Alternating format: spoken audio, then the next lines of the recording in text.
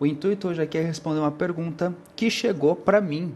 A live de hoje vai ser legal porque cheguei em casa agora e durante o caminho que eu estava voltando de São Paulo, eu vou clarear aqui para vocês. Eu posto esse mesmo conteúdo que eu coloco aqui para vocês verem, que nem estou colocando sobre as leis herméticas, eu coloco em alguns grupos do Amino.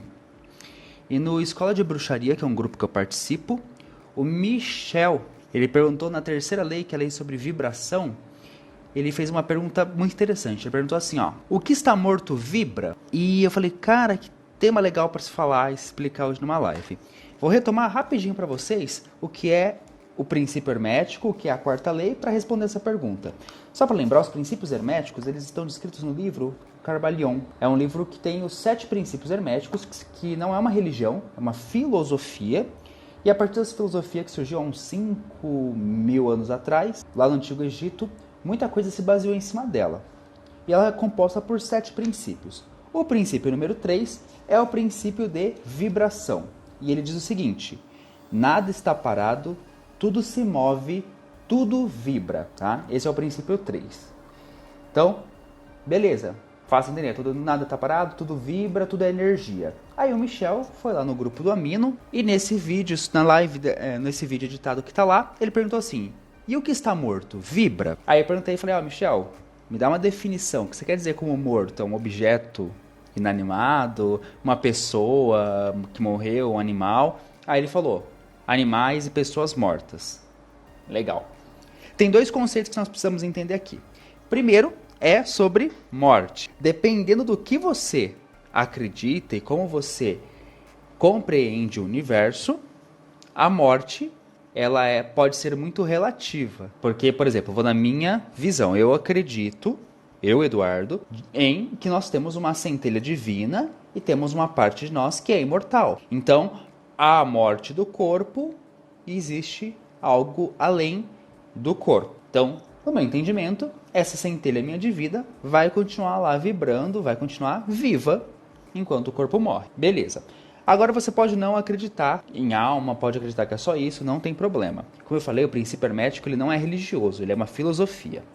E aí, para responder o Michel, precisamos entender o que ele fala aqui sobre vibração. Ele diz que tudo se move, tudo vibra. Tudo é energia. Então vamos esquecer agora a alma, né, ou qualquer porção imortal do corpo, e vamos falar de matéria. Lá, há 5.000 anos atrás, lá no Antigo Egito, eles chegaram a essa conclusão, vinda de Hermes, e falava então sobre que tudo é energia. Aí passou-se muitos anos aí, e um carinha louco criou essa teoria aqui, ó. E eu tive que escrever espelhado, tá? Escrevi agora espelhado de trás para frente, porque eu sei que meu vídeo aqui fica diferente para vocês, tá? Então, ó, E é igual a mc ao quadrado, onde ele fala que a energia é uma matéria acelerada no quadrado de uma constante que é a velocidade da luz. Então, se a gente pegar a matéria e acelerar ela na velocidade da luz ao quadrado, a matéria vira energia. E a mesma coisa acontece ao pegar energia e densificar ela vira matéria, desacelerando ela. Por que eu tô falando isso? Porque quando a gente fala que tudo é energia, tudo está em movimento, em vibração, isso vai a nível molecular. Pensa num átomo, núcleo, prótons e elétrons vibrando. Tá?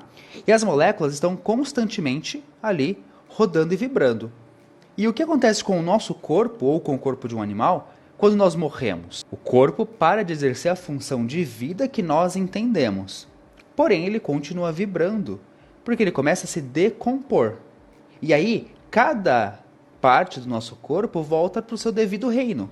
Então, o que são as moléculas do reino mineral vai voltar para o reino mineral, vai para a terra. O que for do reino vegetal que pode ser reaproveitado vai ser puxado de volta, o cálcio do nosso corpo volta para a terra e por aí vai. Ou seja, as moléculas continuam vibrando. Então não importa se nós morremos ou estando vivo, tudo vibra e tudo continua a emitir essa energia em movimento, em vibração. Tudo está constantemente ali, ó, funcionando. As moléculas vão ser reutilizadas na natureza.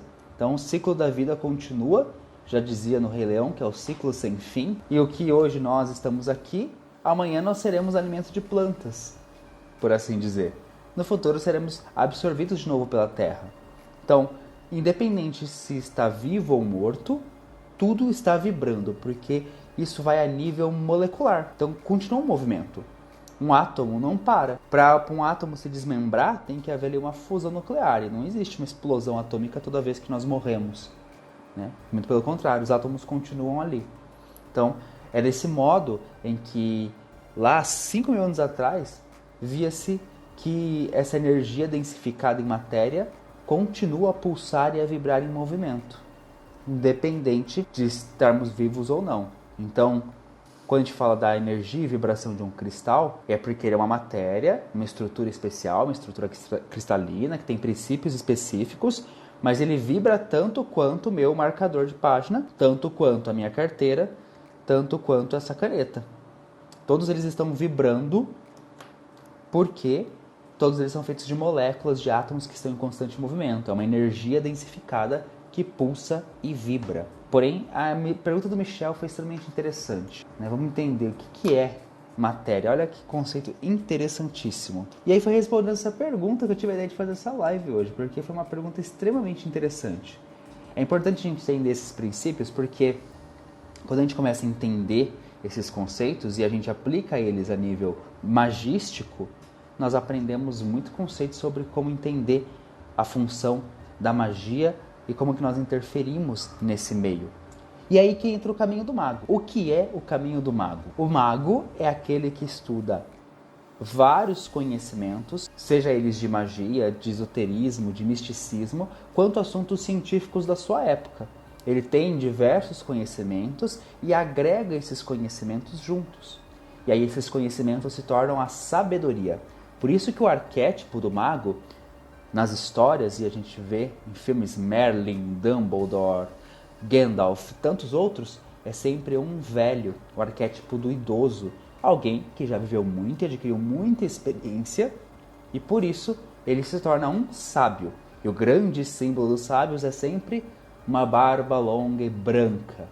Pode ver que muitas vezes os grandes sábios ou os magos nas histórias são retratados como velhos, bem barbudos, né? Porque essa figura é uma representação arquetípica do que é o sábio, o eremita, aquele que traz todos os conhecimentos, aquele que puxa os conhecimentos e tem uma sabedoria muito grande. É aquele que já observou muito todas as culturas, todos os efeitos à sua volta, já estudou. Pode reparar que sempre junto com um sábio também existe uma imensa biblioteca, está dentro do arquétipo do sábio, a biblioteca, muitos livros, muito conhecimento. Então eu falo que bruxos todos nós já somos, alguns conscientes, outros não, porque todo mundo trabalha energia o tempo todo. Nós somos energia, nós manipulamos, né? É o que a gente aprende aí com esse princípio. Tudo é energia, estamos o tempo todo manipulando energia. Agora, alguns vão buscar o caminho do sábio, que é aprender a manipular essas energias de forma consciente, como os bruxos, e estudar as outras coisas e unir isso, transformar essa sabedoria. Todo bruxo está no caminho do sábio, e isso é o caminho do mago. É aquela pessoa que estuda diversas coisas e busca maneiras de encaixá-las, mesmo que aparentemente elas não façam nenhuma relação ou nenhuma correlação. Acabei de fazer com vocês aqui uma correlação entre os conhecimentos que nós temos de física e química moderna, com os estudos de Einstein e ainda falando de um princípio filosófico de 5 mil anos atrás, que é o hermetismo. E depois trago isso para a utilização da magia hoje. Esse é o caminho do mago, unir conhecimentos distintos em busca de criar e aprofundar e ampliar a sabedoria.